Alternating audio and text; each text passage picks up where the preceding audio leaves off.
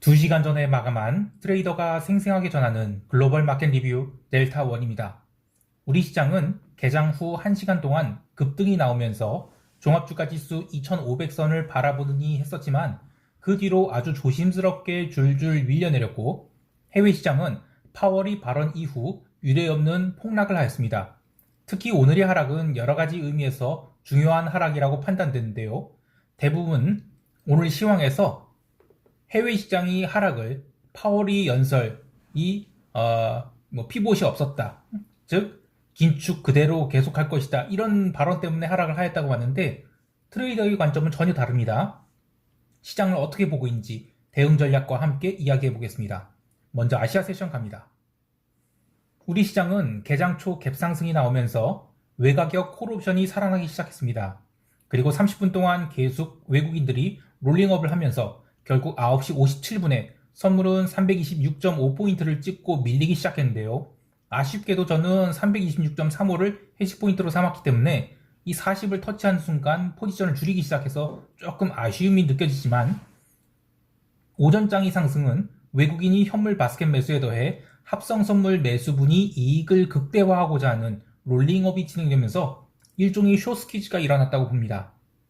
최근 영상에서도 언급했듯이 지금 이 지수 상승은 진짜 상승이라기보다는 콜옵션 감마값이 아주 높아서 시장이 점진적 상승을 하게 되면 저평가되어 있었던 콜옵션을 바닥에서 매도한 쪽이 어쩔 수 없는 롤링업을 하게 되면서 콜 감마가 터질 수 있으니까 콜 매도는 조심해야 된다, 이런 이야기를 했었죠.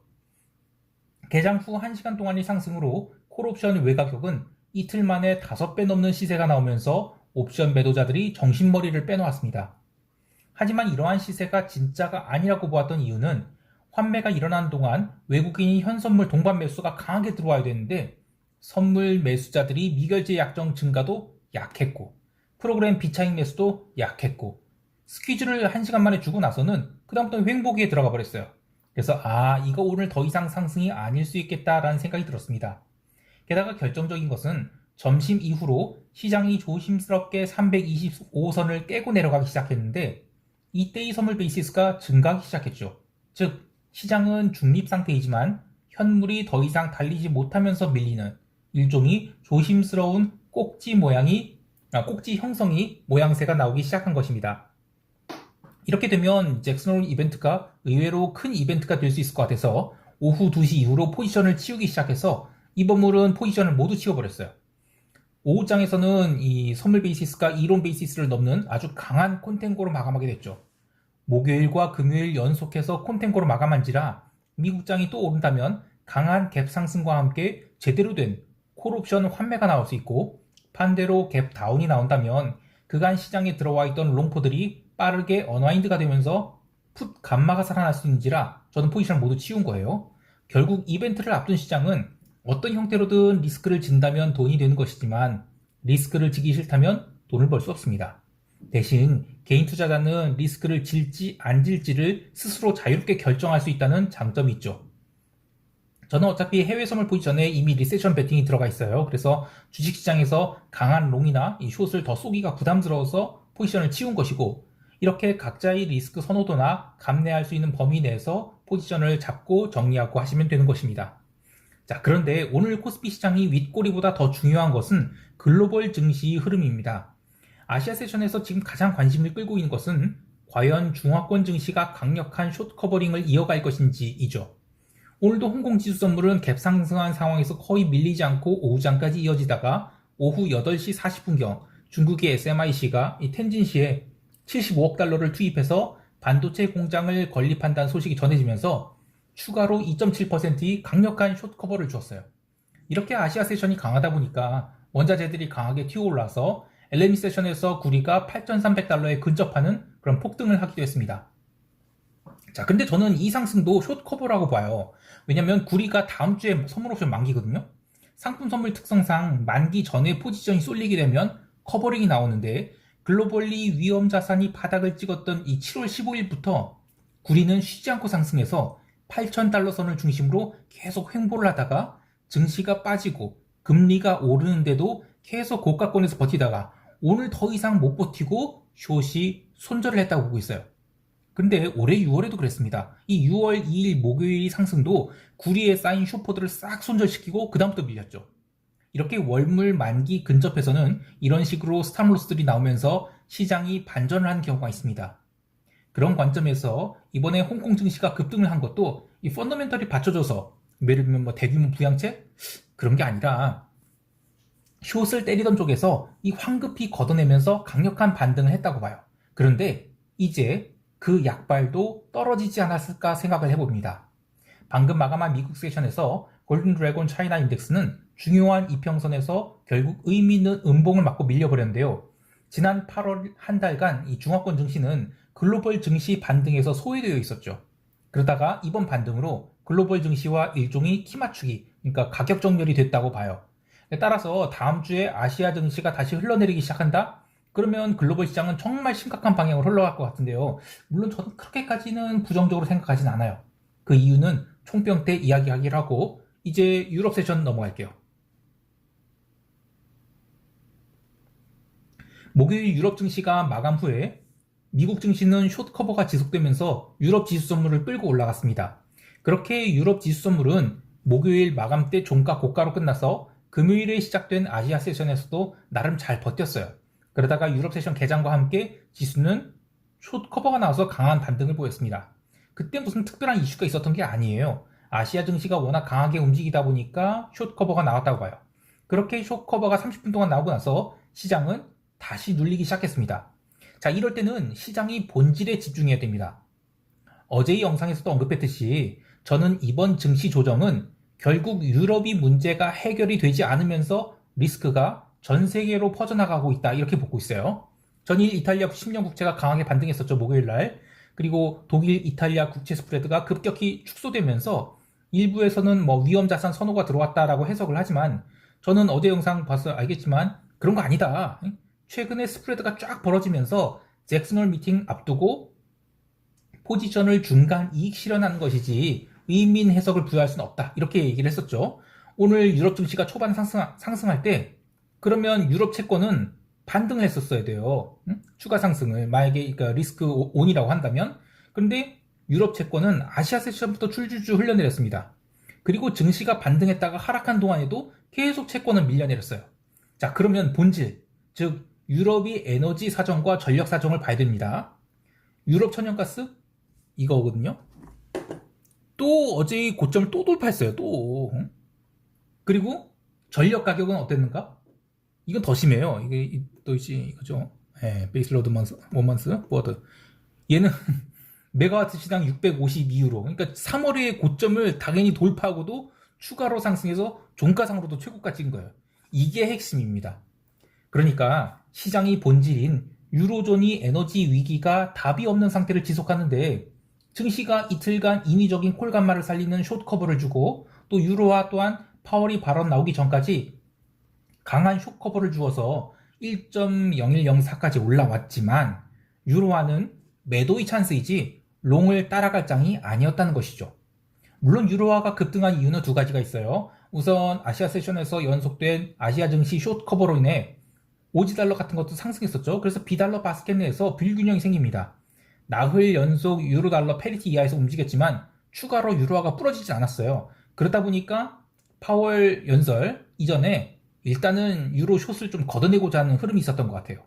자, 두 번째 이유는 로이터발 보도에 ECB 위원들 중 일부가 내달 75bp 인상을 논의하고 있다. 그러니까 기존에 이제 50bp 얘기했었죠. 그러면서 75bp니까 이거 유로화 강세 이러면서 오른 거예요. 근데 이게 중요한 이야기는 합니다. 자, 그런데 이것 또한 시장이 본질에 대한 고민이 필요해요. 오늘 ECB도 기존 50bp 인상 대신에 75bp 인상을 하고 또 잭슨홀 연설에도 파월이 피복 같은 소리 하네. 긴축 정책 한동안 요구될 것이다. 이렇게 얘기를 했죠. 자, 본질이 뭘까요? 인플레이션이 빠르게 꺼지는 것은 어렵고 인플레이션을 때려잡기 위해서 온갖 노력을 기울일 것이다. 이거죠. 그러면 개별 시장의 반응 또한 비슷한 형태로 나와야 되는데 오늘 유로존 채권들은 박살이 나지만 미국채는 거의 밀린 것도 아니에요. 왜 그럴까요? 이런 것이 본질에 대한 고민입니다. 여기서 이런 흐름은 노이즈일 뿐이고 또 저런 흐름은 본질에 나가간 액션이니까 이런 포지션은 추가하고 저런 포지션은 홀드하거나 뭐 과하게 나왔다면 일부 청산하고 요런 게 매크로 트레이딩인 것입니다. 채권 시장 관련해서 해석을 해보면 미국이나 유럽이나 인플레이션 때려잡겠다. 즉 지속적 금리 인상 스탠스 유지하겠다. 이건 맞아요. 그런데 유럽은 그래도 해결책이 안 통할 것이다. 그러니까 채권 시장은 파국을 맞이할 것이다. 이런 거고, 반대로 미국은 마찬가지로 해결책이 통하기는 어렵겠지만 소프트 리세션 정도로 잘 버틸 수 있지 않을까. 이래서 장기 국채가 덜 빠졌다고 봐요. 물론 이것은 저희 해석일 뿐이고 또 다음 주의 시장 반응에 따라서 판단이 바뀔 수도 있겠지만 본질에 집중하는 것이 매크로 트레이딩에서의 핵심이라는 것입니다. 그런 의미에서 오늘 구리 가격이 윗꼬리를 크게 달고 밀렸는데요. 결국 리세션은 하드하게 오든지 소프트하게 오든지 올 것이라고 봐요. 근데 오늘 기름 가격은 거의 빠지지 않았죠. 물론 어제 빠진 것도 있지만요. 또 아래 꼬리도 그닥 길게 달지 않고 잘 올라와줬어요. 이럴 때는 월물간 스프레드를 보는 게 좋습니다. 이 월물간 스프레드를 요걸 보면 되겠네. 이거는 뭐냐면 이 브렌트 기름이 최근에 계속해서 이제 $100 선에서 버티고 있다 이런 거 말씀드렸었죠. 어제 브렌트 8월 9월 스프레드, 요게 지금 8월 9월 스프레드인데 요게 하루 만에 1.98달러까지 1달러 넘게 상승해버렸어요. 그러니까 이것도 긴 시계열로 봐서 결국에는 유럽도 리세션 가는 건 맞는데 단기적으로는 도저히 에너지 위기로 인한 인플레이션 해결이 안 된다는 것입니다. 그리고 지금은 에너지 위기가 문제인 것이지 원자재 전반에 대한 문제가 있거나 또는 물류 대란이 진행 중인 것은 아니죠. 물론 에너지 위기랑 전쟁 리스크가 글로벌 협업 체계를 깨놓아서 구조적 인플레이션이 시대로 들어갔다는 것은 전 공감을 해요. 근데 이것은 경기가 좋아서 인플레이션이 된 게 아니에요. 그러면 산업금속 가격이 상승한 것은 전 동의할 수 없다는 거예요. 그래서 제가 구리 숏을 유지를 하되 지금은 월물 9월물에서 12월물로 교체되는 시기니까 12월물로 롤오버를 하고 그냥 버틴다라는 겁니다. 그리고 저는 $8,000 깨잖아요. 그러면 굉장히 세게 애들을 시작할 거예요. 자, 유럽 세션 이야기하다가 좀 말이 길어졌는데요. 요건데 저는 에너지를 제외한 산업재에 대해서는 여전히 숏 관점을 유지하고 있다는 것입니다. 마지막으로 이 현재의 문제가, 그러니까 어제 글로벌 증시가 파월이 발언으로 떡락을 했다. 이렇게 보지 않는 이유는 마찬가지로 이 문제가 유럽이에요. 그래서 어제 시장 흐름을 잘 보면 유럽은 파월 발언 이전에 먼저 무너지기 시작했어요. 그리고 파월 발언 이후에 미국 증시 하락보다 먼저 마이너스 3%를 찍고 하락을 했어요. 그래서 결자 해지, 그러니까 유럽이 문제가 해결되기 전까지는 증시를 긍정적으로 볼 수는 없다고 생각합니다. 결국엔 파국이 와야 되죠. 물론 이제 지역적으로는 아시아가 모든 위기에서 상대적으로 좀 안전하다라고 보기 때문에 아시아의 상대적 아웃퍼폼을 고려할 수는 있겠습니다만, 글쎄 이거는 따로 이야기를 할게요. 자, 이제 미국 세션 갈게요. 미국 지수 선물은 전일 마감 무렵 숏 커버가 들어와서 그 부분을 얼마나 돌려줄 것인가를 봤어요. 근데 아시아 증시가 나름 강세를 보였는데 유럽 증시가 초반에 숏 커버 주고 나서 오늘 좀 눌리는가 싶었는데 미국 본장 개장 전 놀랍게도 미국 경제 지표가 생각보다 잘 나왔어요. 코어 PCE랑 PCE가 모두 예상치보다는 적게 나와서 그래서 물가가 꺾이는 건가? 그러면 파월도 조금은 도비시하게 이야기하겠네? 이런 기대감이 있었던 것 같아요. 실제로 이 발표로 채권 시장도 잠깐 금리가 눌리기도 했고 또 유로화도 더 강세가 나오기도 했어요. 그리고 증시도 이 시점부터는 이 프리마켓에 매수가 들어오기 시작하면서 나스닥 선물 등 미국 지수 선물이 살살 올라가기 시작했습니다. 하지만 메인 이벤트는 역시 밤 11시 시작하는 파월 연설이었죠. 갭 상승 출발한 미국 증시는 파월이 연설을 앞두고 살살 밀리기 시작했어요. 자, 이게 트레이더의 관점에서 정말 중요한 점이니까 꼭 기억해 두시기 바랍니다. 아까 유럽 세션에서 제가 시장이 본질에 주목해야 된다라는 이야기를 했었죠. 지금 하락은 유럽이 문제이지 미국 혹은 파월이 연설 때문에 시장이 밀린 게 아니라는 이야기를 했었죠.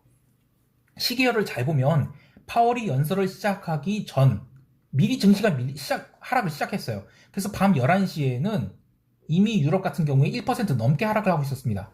그리고 파월이 아무리 호키시한 이야기를 했다고 하지만 정작 파월이 8분짜리 연설이 끝난 다음 나스닥 선물은 급반등을 했어요. 이거 대부분의 시황에서 이 얘기 안 하고 있거든요. 이게 핵심입니다. 즉 원래는 이벤트 소멸로 끝나는 것이 정상이었습니다.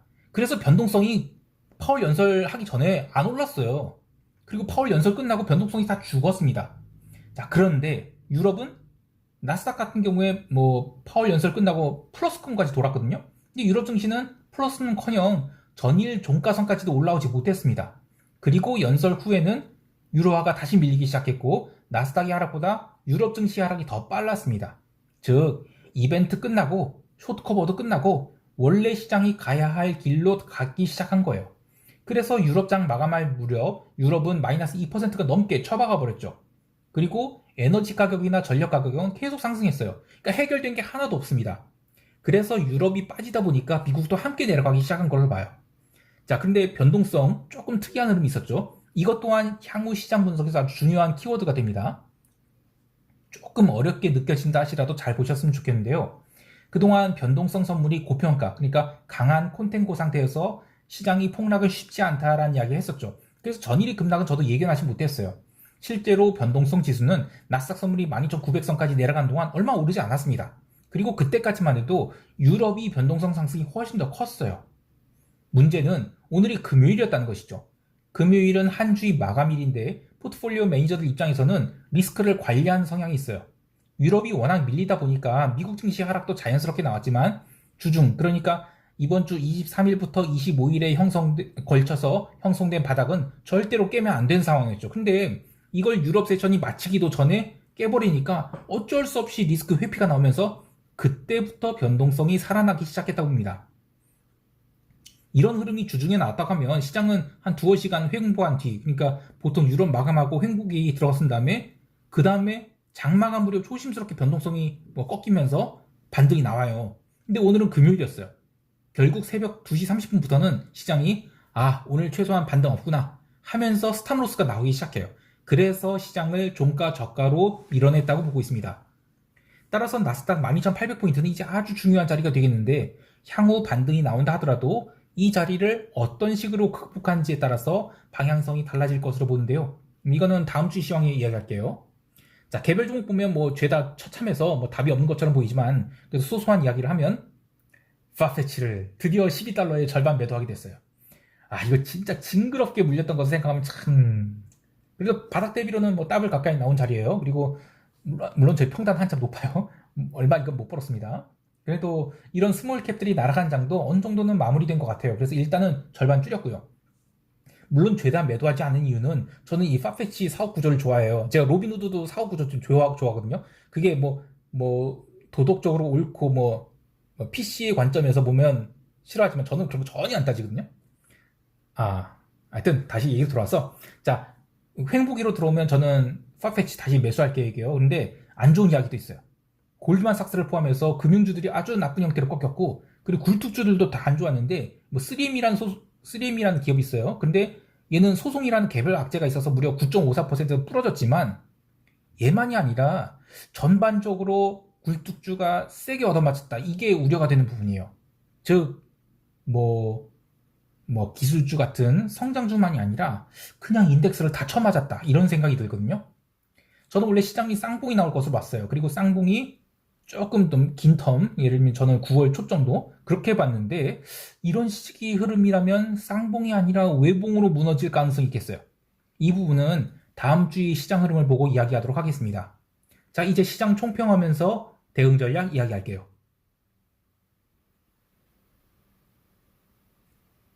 우리 시장은 야간 선물 시장에서 마이너스 1.5%가 빠지면서 319선으로 내려앉게 되었는데요. 저는 금요일 오후에 코스피 포지션을 모두 치웠어요. 이제 여유 있는 마음으로 대응할 수 있게 되었는데요. 쌍봉을 만들러 갈 수도 있겠지만 애매한 구간, 그러니까 315선에서 뭉개기가 나올 수 있다고 보고 있어요.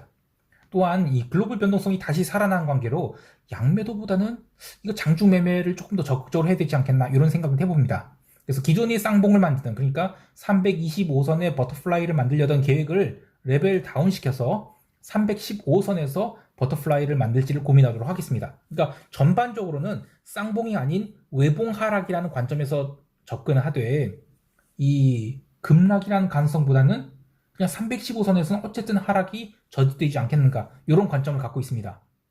해외 시장에 대해서는 러셀 숏, 많은 수량은 아니지만 좀 밀고 가고 있습니다. 그리고 구리 매도도 계속 들고 있는데요. 구리 매도 포지션은 지금 12월 물로 교체를 한 상태라 만약에 8,000달러를 다음 주나 또는 9월 중으로 깨고 내려가게 된다면 상당히 큰 이익이 날 것 같아요. 꾹 홀딩할 것입니다. 그리고 더 애드도 할 것이고요. 근데 그리고 이제 이탈리아 국채매도 또한 계속 밀어붙일 생각입니다.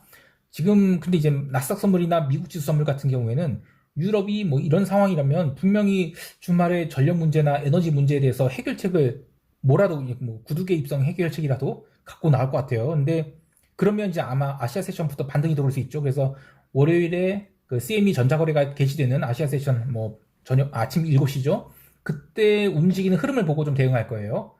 그리고 이 부분은 아시아 세션 마감 무렵에 제가 월요일날 멤버십 게시판을 통해서 멤버십 회원분들께 좀 이야기를 하도록 하겠습니다.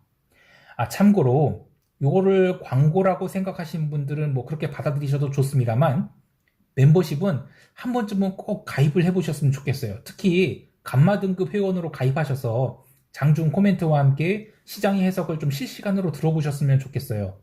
그리고 여러분 회원분들이 굉장히 댓글로 소통을 많이 하고 계신데 정말 주옥 같은 내용이 많습니다. 그분들께 이 자리를 빌어서 감사를 드리고 싶고요. 멤버십 비용이 부담스럽게 느껴질 수도 있지만 사실 금융시장에 몸담고 있는 분들이라면 저는 이걸 부담스럽게 느끼면 안 된다고 생각해요. 우리가 뭐 설비 투자를 하는 것이 무슨 기계 장비를 들여와서 혹은 뭐 단순 노무직을 뭐 대량으로 채용해서 돈을 버는 게 아니라 지식 기반 근로를 하는 것이죠.